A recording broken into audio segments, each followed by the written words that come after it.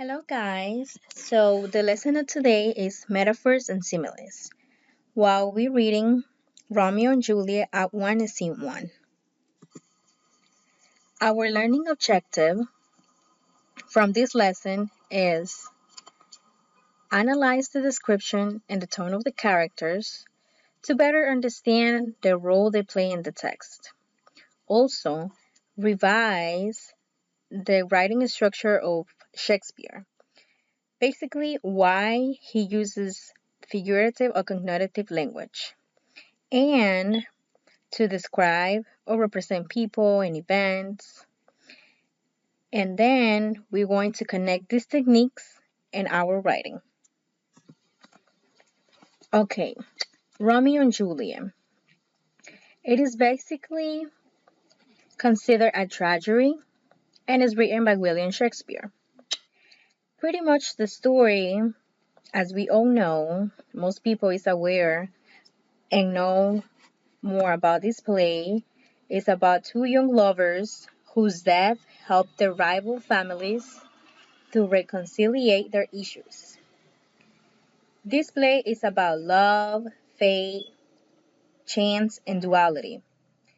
So this play has light and dark. Light is about the family and the love between the two young lovers, and dark is about the death at the end of the play.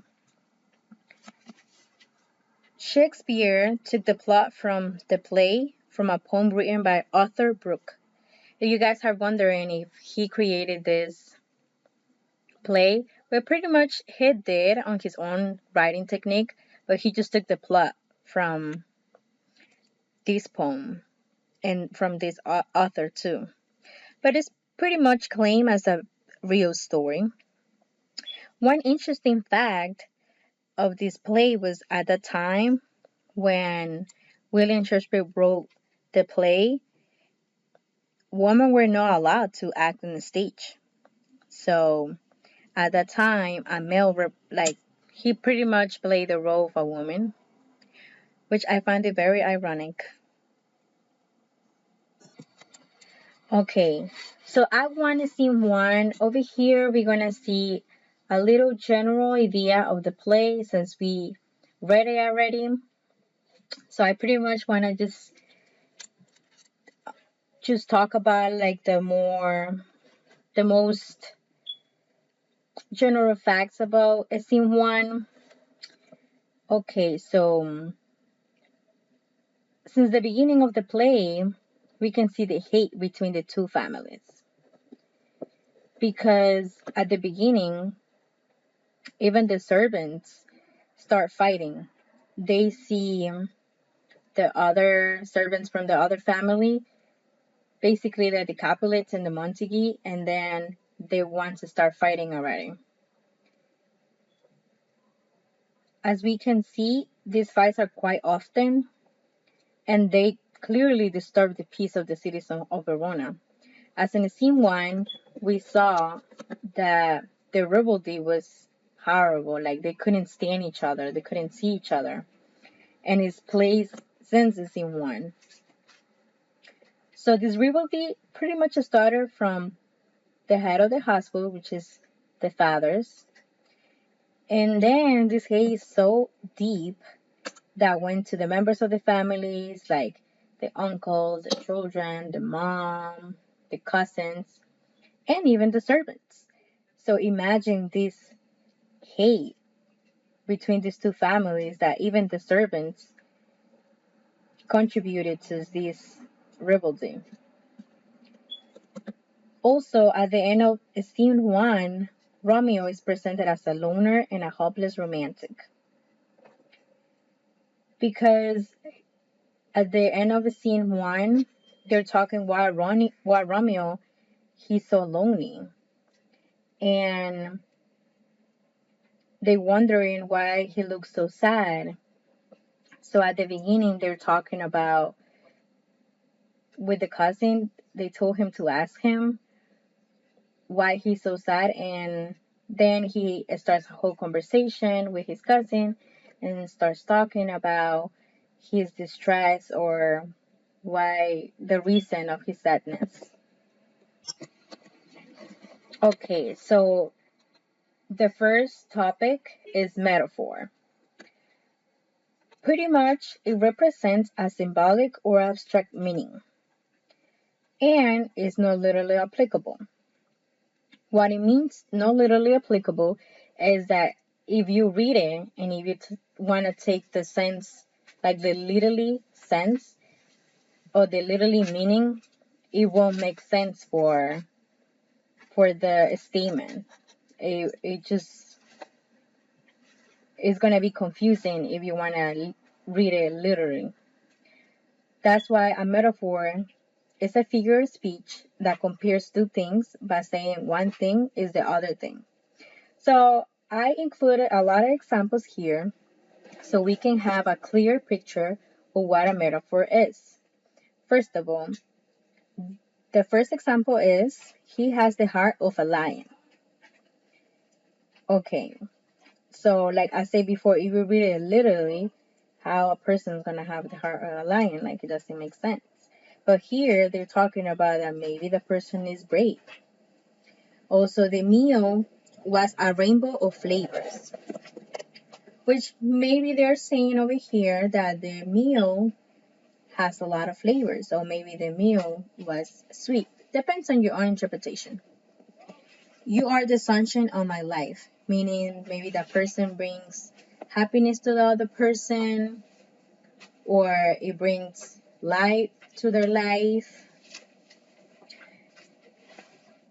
The other examples over here, the first one, it says, Frankly has a heart of gold.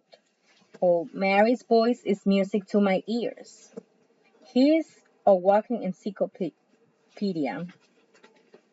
Pretty much in this one, I'm sure we heard it before when we just refer to a person that knows, like, is very smart and that knows a lot of stuff. You are my sunshine and the world's a stage. Okay, so here we have examples from the play. These examples, we pretty much find them at the very end of the play when Romeo is talking about, like I said before, his sadness. So I know it can be kind of difficult to read William Shakespeare, even though it's considered as kind of modern English from Old English.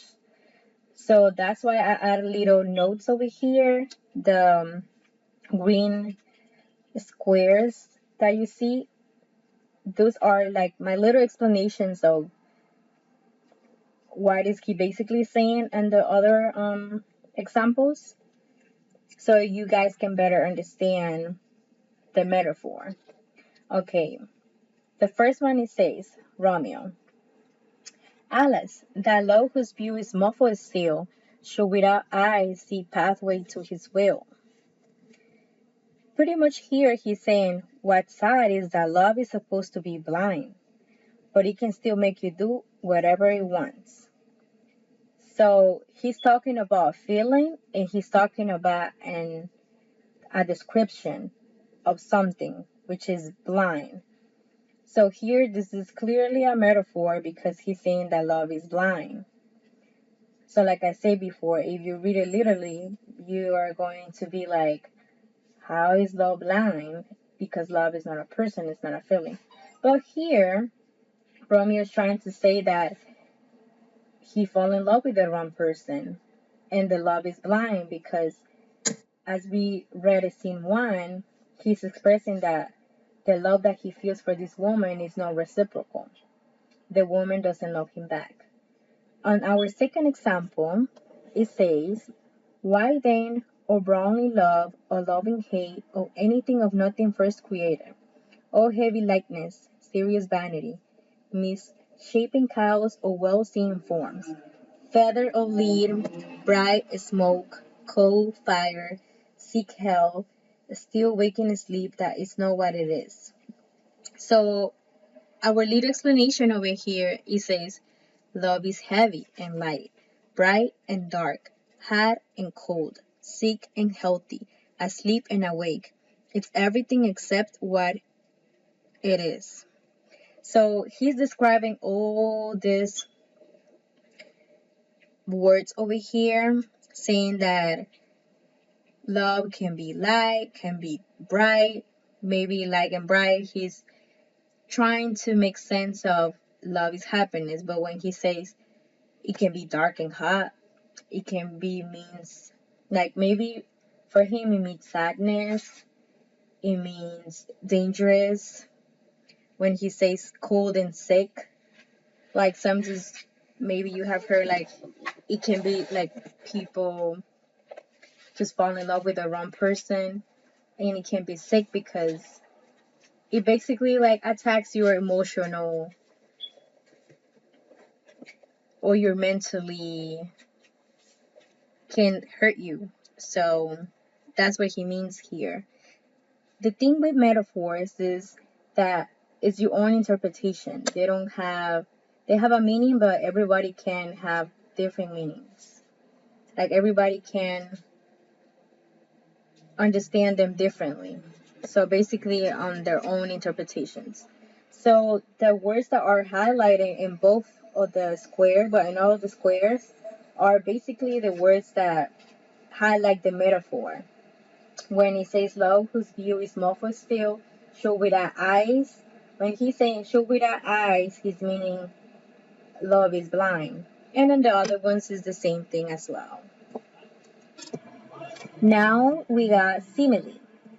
Simile is a figure of speech involving the comparison of one thing with another thing of different kind, emphasize more, emphatic, or intense.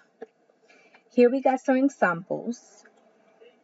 And they said that he crept into the room as quiet as a mouse.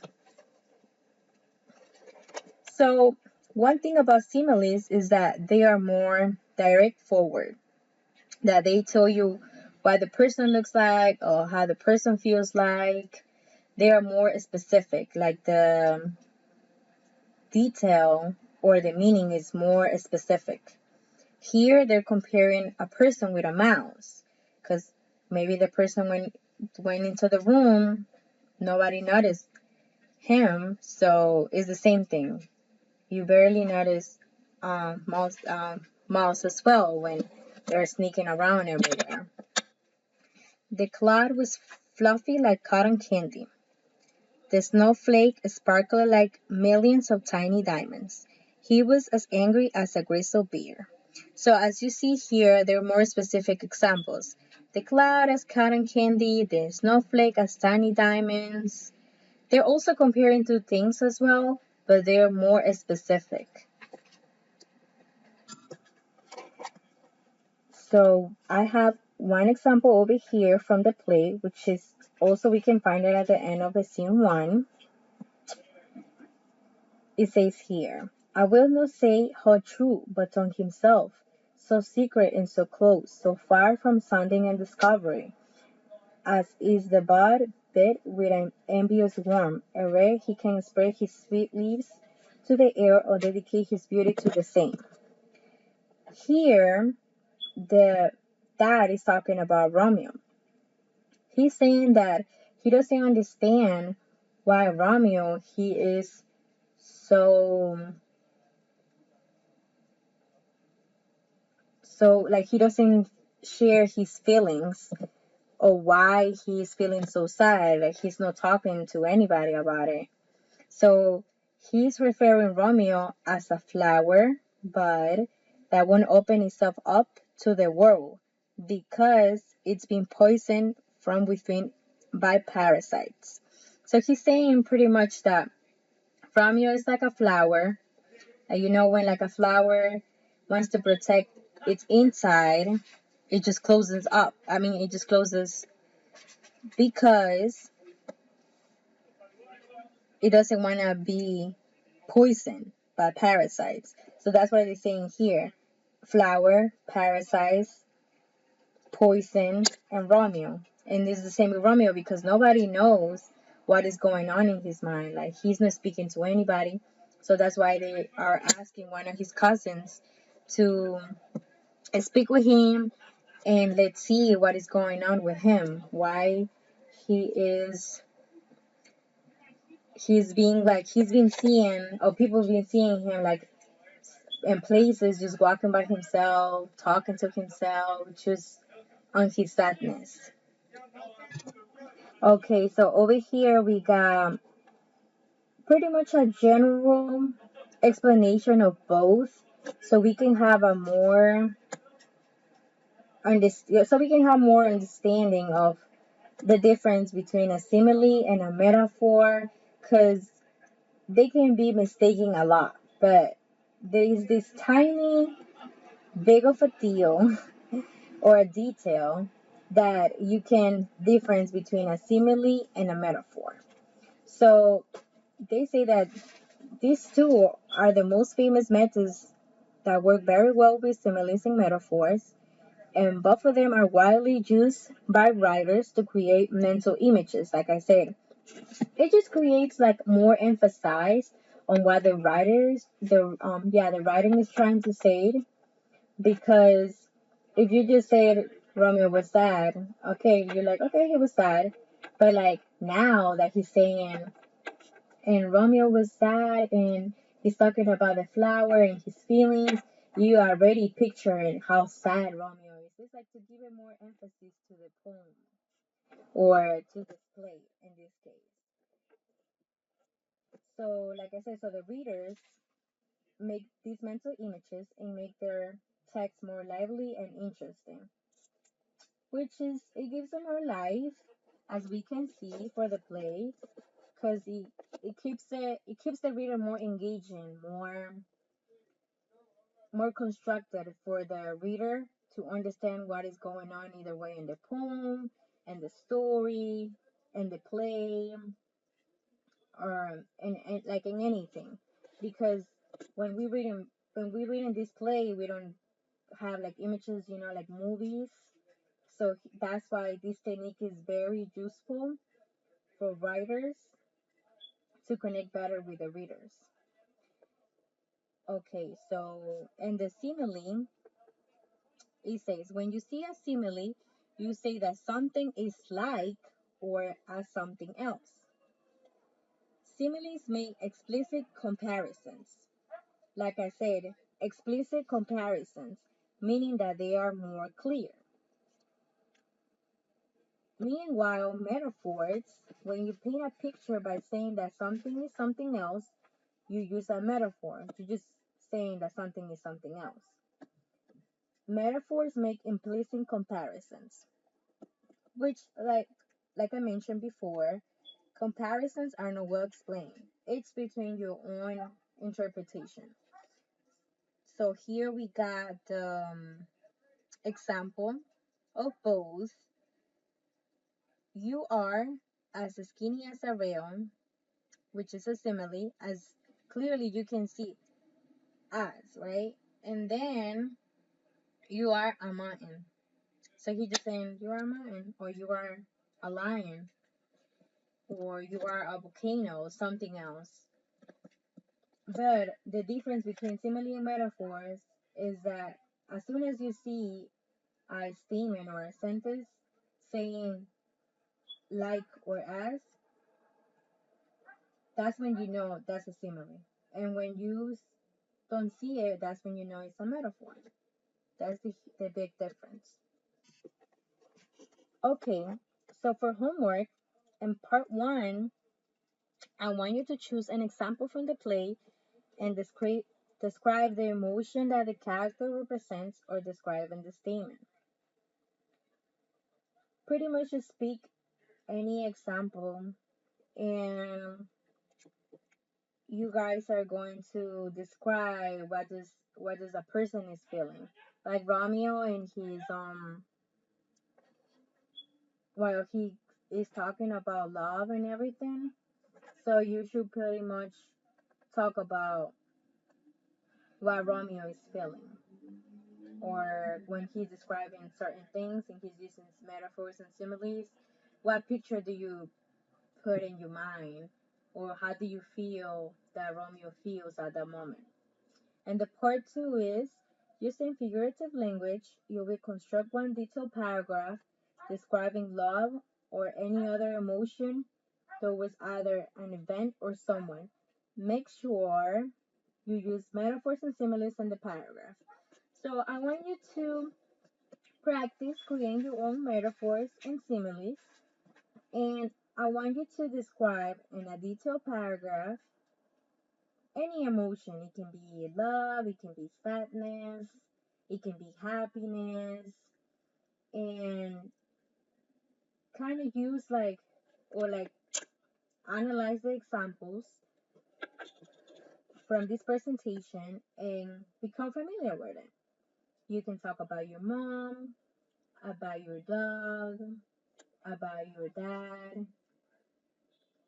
If you have a boyfriend or a girlfriend, you can also talk about it too. So I want you to practice and make sure we can use metaphors and similes, guys, because it is very important to use figurative language and mostly to write anything. It just gives a better representation of whatever you want to emphasize on. Okay, so that's the lesson of today. I hope you guys understood the difference between metaphors and similes, and I hope you learned something new today. Thank you, guys.